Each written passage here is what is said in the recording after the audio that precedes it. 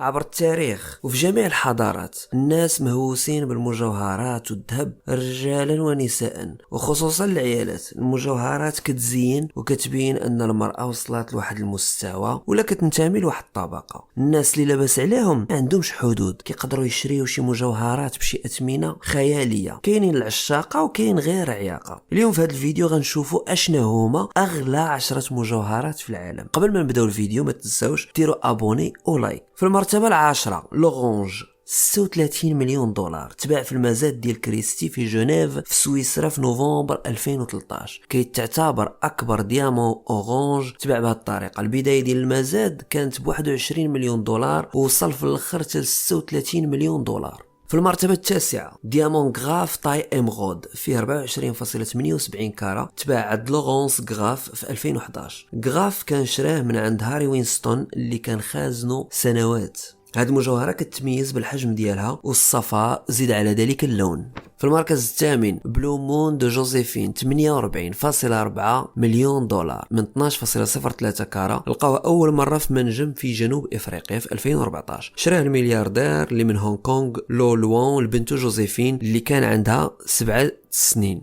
في المركز السابع كوليي دو ديامون لانكومبارابل، 55 مليون ديال الدولار، صوبو اللبناني معود واللي فيه اكبر ديامون بلا ديفو داخلي، فيه 230 كارة وفيه سلسله من الذهب الوردي من 407 كارة. الديامون الاصلي كانوا لقاوه في 1980 في دوله الكونغو في واحد البلاصه ديال لي ديشي، وكانت لقاتو واحد الدريه صغيره عنده واحد ديزاين غير طبيعي. في المركز السادس اوبنهايمر بلو، 57.5 مليون دولار، كيوزن 14.62 كارة. سميتو هي سميت مولاه الاول، تباع في المزاد كريستي وحطم رقم قياسي مقارنة مع الحجم ديالو. في المركز الخامس ليطوال غوز، 71.2 مليون دولار، فيه 59.6 كارات، جبد من طرف دو بيرز في افريقيا سنة 1999، تباع في افريل 2017 في منصة صوت بيز. في المركز الرابع ديامون ويتلس باك غراف، 80 مليون دولار. على حساب التاريخ الملك الاصلي هو فيليب الرابع اللي كان هو الملك ديال هاد الديامون اللي فيه 35.56 كارة، اللي عطاه لبنته مارغاريتا فاش تزوجات بالامبراطور ليوبولد ديال النمسا في 1664.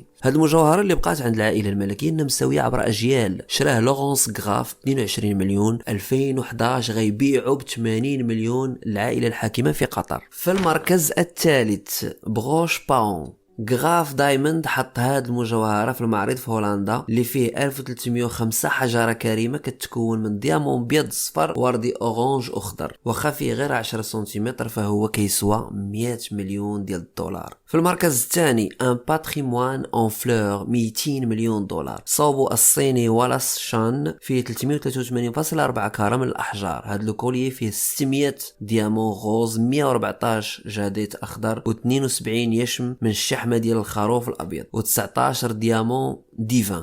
واخيرا في المركز الاول اغلى ديامون كاين في العالم، لو ديامون هوب اللي كتراوح القيمه ديالو من 200 حتى ل 250 مليون دولار. هو اغلى مجوهره حاليا في العالم، فيها ديامون ازرق زوين بزاف من 45.52. كيقولوا انه من المناجم ديال غولكوندا من جنوب الهند. وانتم اشنو الراي ديالكم في هذه المجوهرات والاثمنه ديالها، وعلاش في نظركم الناس كيتعلقوا بها وكيعطيو فيها هذه المبالغ الباهظه؟